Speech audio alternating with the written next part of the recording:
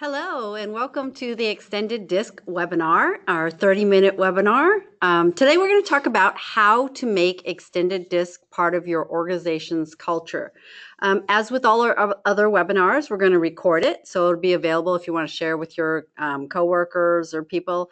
And we won't be able to answer questions live. However, we do encourage you to put your questions in the questions section, and we'll be happy to follow up after the webinar is over. So my name is Christina, and I'm a senior trainer here at Extended Disc. I've been here 5 years, and joining me today, my guest is Markku Kauppanen, president of Extended Disc North America. Hi, Christina. How are you? I'm doing great. So, I know with Extended Disc, obviously we live it, we breathe it, we love it. And we know that our clients spend, they commit themselves, they invest their time, they invest their money into having their employees go through these trainings. But we know that we can do more, either as leadership or as managers. So first off, where do we start? What would you say? Well, when we talk about extended disc and using it, ultimately, of course, what we're talking about is trying to get people to modify their behavior. That's always the end goal.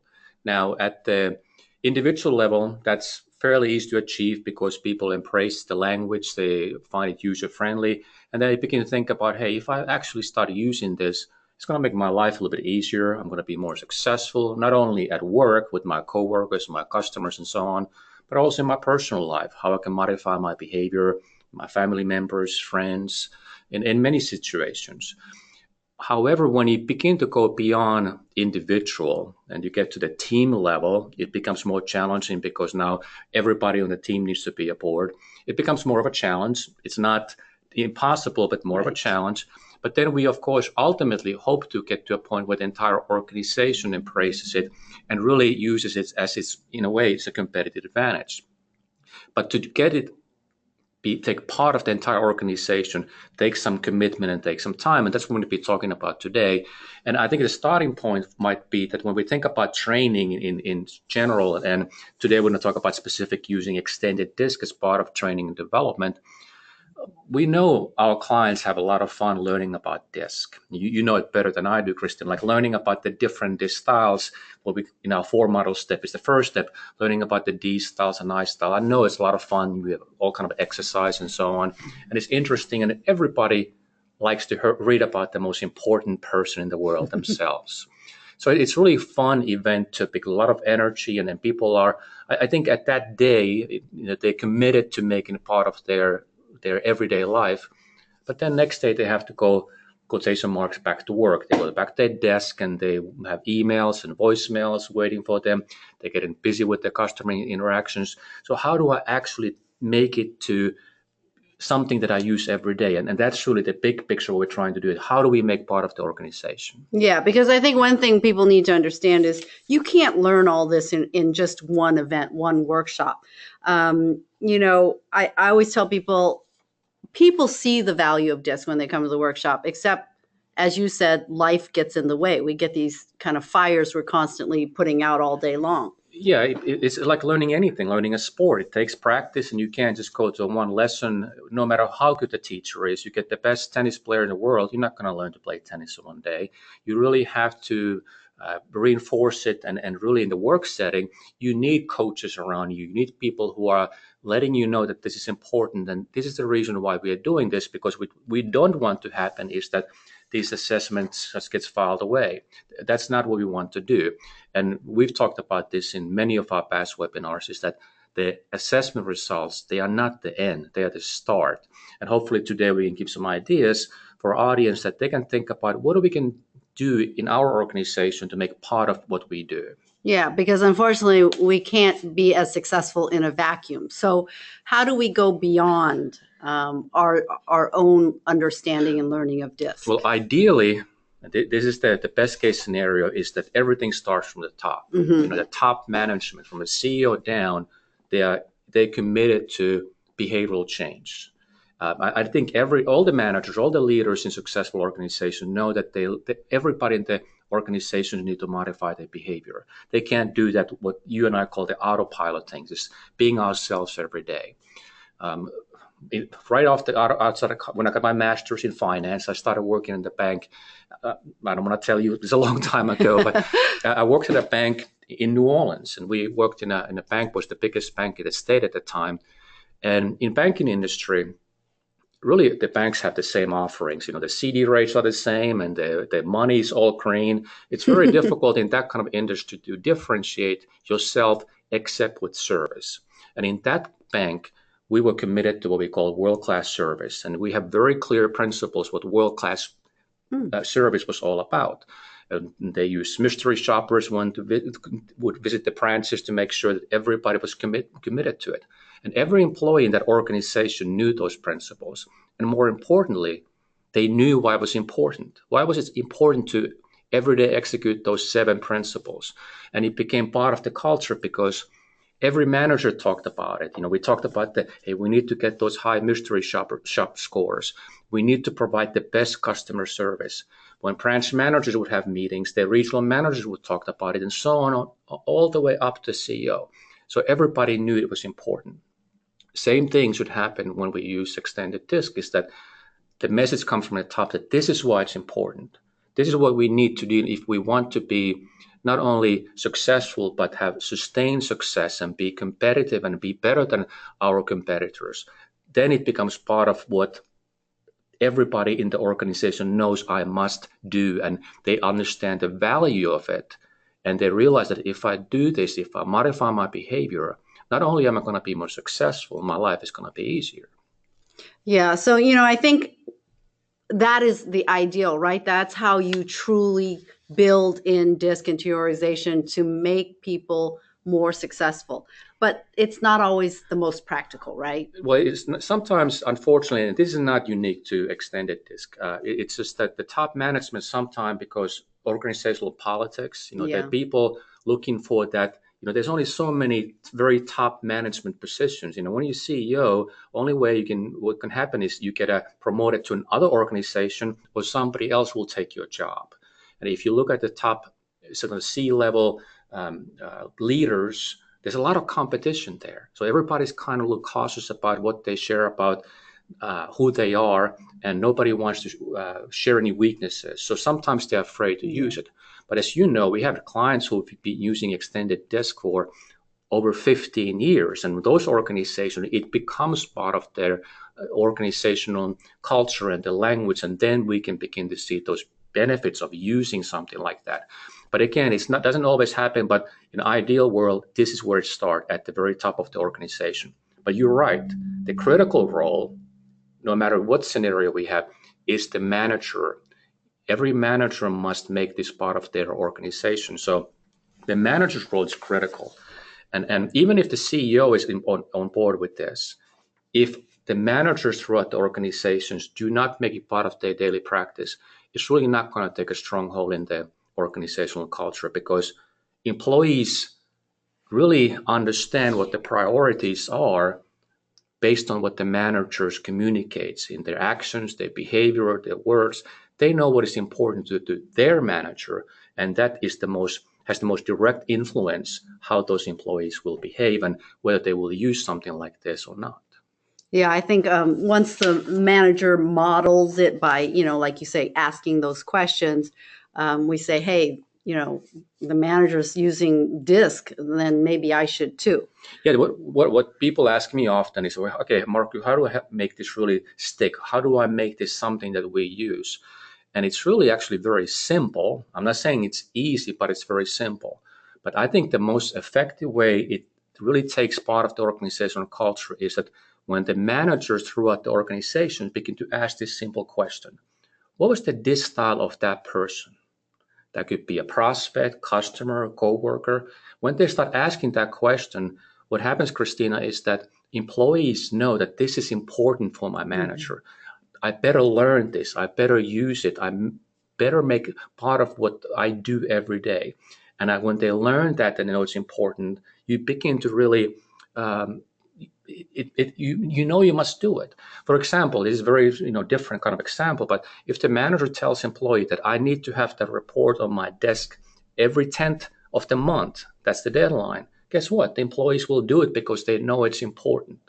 Similarly, if the manager starts talking about the DISC model and modifying behavior, employee knows this is something that is important to him or her. I better do it because I want to be successful. I want to move forward with my career. Maybe I want to get a promotion, and they will actually use it every day. Yeah, I mean, you think about DISC. If you're in a team meeting the manager starts using DISC terminology like, "Hey, we need to go D style right now," or let's make sure we're getting everyone's input. Let's focus on our S style right now. It's just using this kind of language reinforces the value of it. It's a perfect example. Team meetings. Let's say I'm a new employee to the organization. I've been onboarded, and maybe they talked about DISC and onboarding. But then I get my first meeting, and everybody's talking about this stuff. Guess what I do? Hey, I better learn this. They use this. This is something that's important, and this will almost guarantee, if the manager's involved, it'll almost guarantee that extended DISC will become part of the organization's culture. Exactly. But as Markku and I, what we preach is, it is part art, part science, but you have to practice it. That's the key. So, I just wanted Markku to talk about just ways that we can reinforce and remind ourselves how to continually use DISC in our culture. So, yeah, I'm talking about a couple of things. And again, the manager's role is most critical, and the higher it starts, the better it is. But some of the things that we can do is that like with everything else, we have competing priorities. We have so much things we have to do. You don't hear too many employees say that I'm bored, I don't have enough work to do. So in order to make this part of the culture, we need some reminders, because if we don't manage, if it doesn't talk about it, well, that's the most important part. But there are other things, like if we don't see it, if we don't focus on it, it becomes out of mind. Like one example, we use it here, and I know a lot of our clients use it. In their CRM system, they have added a field about the DISC style of their customer or DISC style of the prospect. And just having that kind of a reminder is very important, because we have all these different kind of assessment tools that our clients get.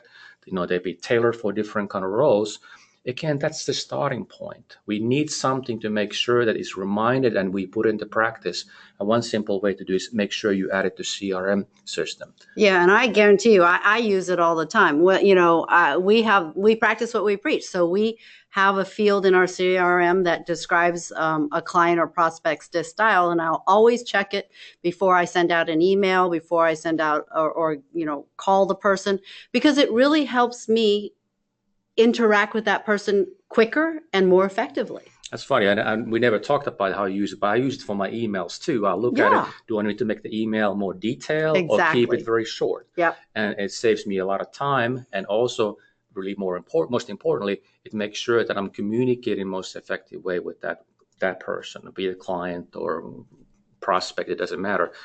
Same thing when a phone calls. I look at that and say, okay, how do I prepare for this phone call to really speak the language of that other person? Exactly. And then, I tell people, yes, it's okay to file the report, because we have to make our desk neat, but pull it back out every once in a while. It is a dynamic report. What maybe motivated you in your role 6 months ago, your motivators may have changed. So even though, that report seems like something that is, just present, you can always go back and revisit it as well. Yeah, that's a good point. Of course, our hardware style, we measure with extended DISC doesn't change, but the context in which you apply it will change when your environment changes. So yeah, it's a good idea to revisit that and kind of reread it and see what does it actually mean for me right now, and what can I do to modify my behavior, or more specifically, to be more effective. So let's talk about just some other support materials that we ourselves use and that we would recommend for people to consider.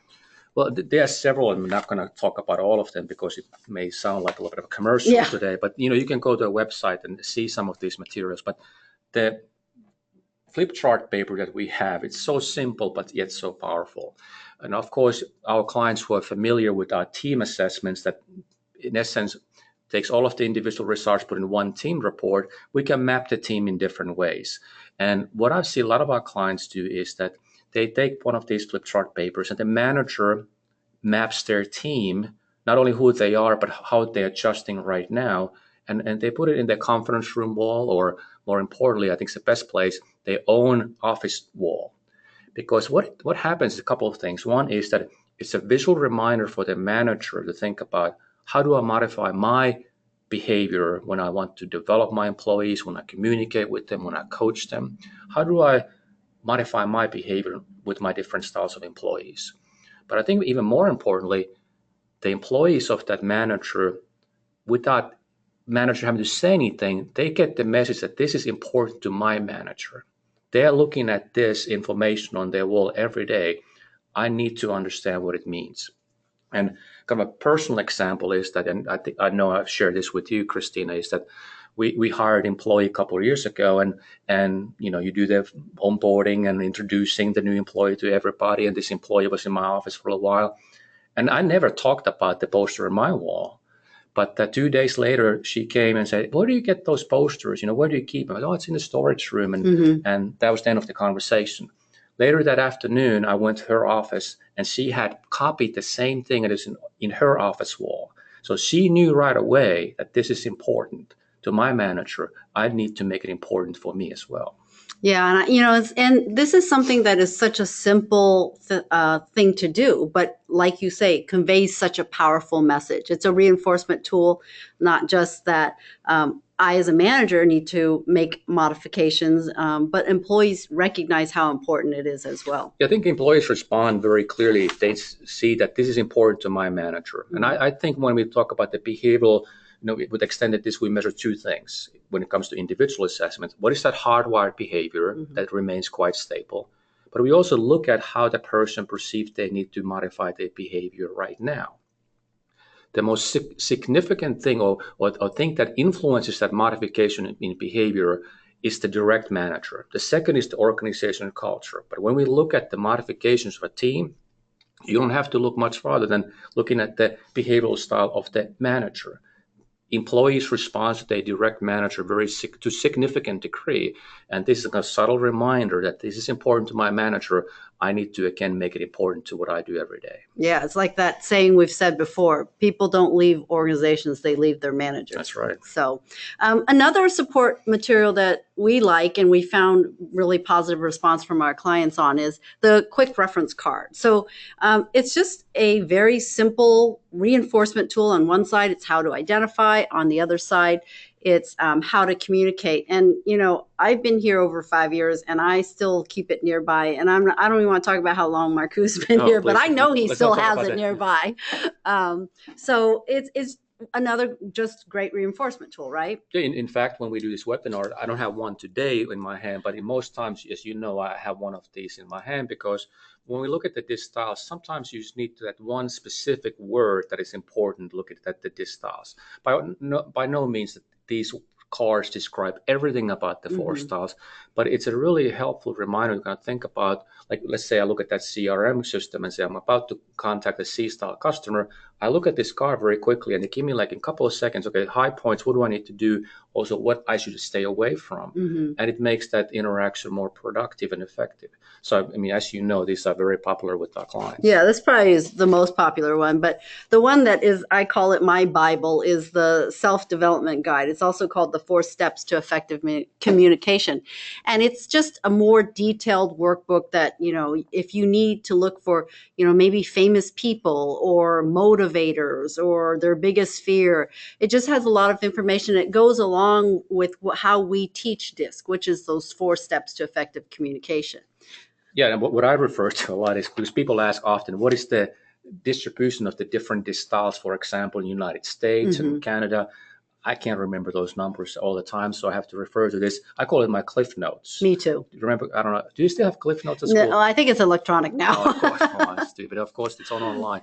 But we remember Cliff Notes at the college bookstore, and you realize that I need some help with this book review.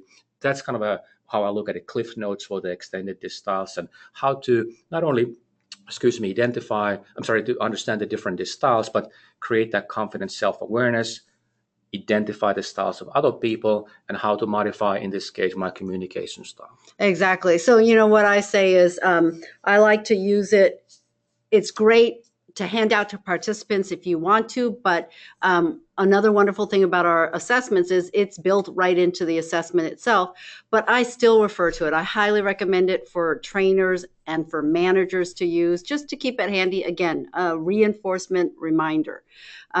So with Marco, we talked about the manager's role being critical. Yes. But can we give managers some more skills and tips or things that they can start to practice? Yeah, a couple of things that we can do, and one of them in the critical role is that they really need. It's not enough to just ask the question, "What style was the prospect?" or "What style is your customer?" That's important question. It's the critical question, but you really need to help your employees to implement and execute this whole model, and we need to coach them as a managers. It's not something that you learn right away. It takes a little bit of practice. Most people find it very user friendly, but it's like anything, you just need some practice. We're gonna talk about. I think in the next, is it early June, we have a webinar about how to identify the styles of different people. Exactly. So we're going to talk more about that at that time. Yeah. But the manager really should ask about and talk about things like, what did you look for when you identified your customer's behavioral style? What kind of language they use? What about their tonality and body language and eye contact? Those kind of things help the employee to understand and really realize, what do I need to be looking for? It's not enough to ask the question. That's what we're talking about here. We'll give some specific ideas how to identify the style, but the manager needs to help the employee to become effective in identifying other people's styles, and then think about how to modify their behavior. Yeah. So, as the manager, you can coach your employees by, for example, we'll talk about follow-up after, your employees interacted with someone. How do you build DISC into the conversation in your follow-up? Because I think what's the critical takeaway here is that as managers, we need to communicate with our actions and behaviors. So let's talk about some of those questions that a manager can ask their employees. Well, yeah, again, we'll talk about that in more specific, how to identify the styles. But what we're going to talk about today is that when they identify somebody's style, I think the manager really, in coaching the employee, they need to really have a conversations about, how did you modify your own behavior? That's what we're ultimately talking about. How did we modify behaviors? How did you communicate differently? How do you try to motivate or influence that individuals? And have a kind of a candid conversation that what behavioral modifications worked and what did not work, and what could we have learned from the situation, what could be done more successfully, and also what kind of positive outcomes you notice by making those behavioral modifications. When you communicate it differently than you usually do, what did you notice that actually happened? And that will help the employee, and by the way, the manager will learn in this process too, to really start thinking about it. How do I effectively modify my behavior? And just having that reinforcement and that coaching that will make that easier and easier when it becomes almost second nature. Right. So it kind of takes all four of those steps, understanding how my style interacts with this employee. Obviously, you need to practice identifying the style of the inner person that you interacted with. And then what Markku's talking about here is, what types of adjustments can we make? And the last question here is, obviously, as managers, you will develop your own. What would you just simply think about action steps? What would you start doing? Maybe what 3 things would you start doing the next time with the same individual? Maybe would you slow down? Would you, go into more detail? What would you stop doing? What's the thing, or a conscious reminder? And then one thing I'd like to add to it is, what would you continue doing? What has been successful for you when you're interacting with this particular client or individual that you should continue consciously doing? Yeah, that's a great point. We need to think about that as well. And ultimately, I think it's helpful if you keep it simple. We don't want to overcomplicate it. When people feel overwhelmed, typically they don't do anything. Right. But again, as you know, this becomes quite easy when you just practice it, but sometimes we need some guidance. And I think the manager is really the best person to do it in the workplace. And more importantly, they can reinforce this to the employee that this is important. Mm-hmm. My manager is helping me, is investing his or her time. This is something that this organization sees, something that I need to do and I need to learn. And in the process, they see that how they have become more successful. So it provides them that ongoing motivation that I do want to do this. I want to even get better at it because I can see the results. Yeah. So, what we talked about today is obviously ideal. The best way to incorporate DISC into an organization is top down. And hopefully we've also given you a few tips, just very simple ones that you can get started with on how to coach your employees to build DISC in. But what else, any kind of takeaways or last thoughts, Markku? Well, it's kind of wrap it up again from where we started, that where a top management role is so important because it really cascades down. You know, if my manager finds this important, I'll begin to start using it. But if it only starts at the mid manager level, it's not happening in the top level management. Though they might see that, hey, it's important for us. We can see the benefits of our employees doing it, but hopefully, ultimately, it starts from the very top for two reasons. One, it takes over the entire organization. But second is it happens much faster because if we know that this is important to the entire organization, everybody will take notice and everybody will begin to practice it. Again, it doesn't always happen that way, but ideally it happened. Like I think of one of our clients who won the ATD Best Award. I think they were ranked number 6 in the world. I mean, the whole case study was about how it's part of the entire organization. And I remember reading at the article, and every employee goes through it. But more importantly is that like every leader, every manager goes through it, and they are really, they emphasize how you use this every day with your employees. And of course, then the CEO likes the results and their employee turnover. They were kind of a high employee turnover industry. Get that out again. They had a 50% turnover when they started. It dropped to 86%. Dropped to 86%. Sorry, the retention was the other way around. Retention was only, let's do it the other way.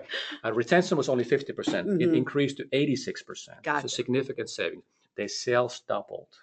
Wow. And their customer satisfaction increased. So it became part of everything that they did. In a couple of years, they saw those incredible results, if I get my math right here. Yeah. So this was a company that won an award because they described how they built DISC into their organization. So I'm telling you, it works.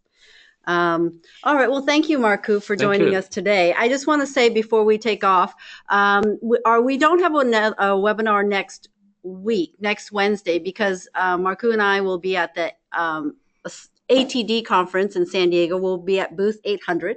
Stop by, or else some of our fellow coworkers, Zach and Wilma, they'll be at the Gulf Coast Symposium in Houston at booth 506. But we do have a webinar coming up on Wednesday, May 16th, on how to effectively use extended DISC in conflict resolution.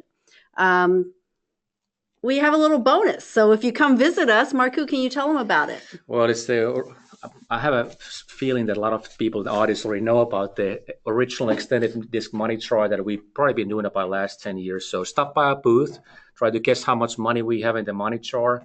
Whoever comes closest will win all the cash. Wow, somebody always wins. Yeah, and also we talked briefly about, we have also the webinar coming in early June about how to identify the styles of other people. Mm-hmm. We have a lot of other webinars too. Just go to extendeddisc.org, click on the events tab on the top toolbar, and you find all the upcoming events. Even if you can't attend the webinar, we'll record them like Christina said earlier, and that way you can get the recordings just by making sure that you sign up.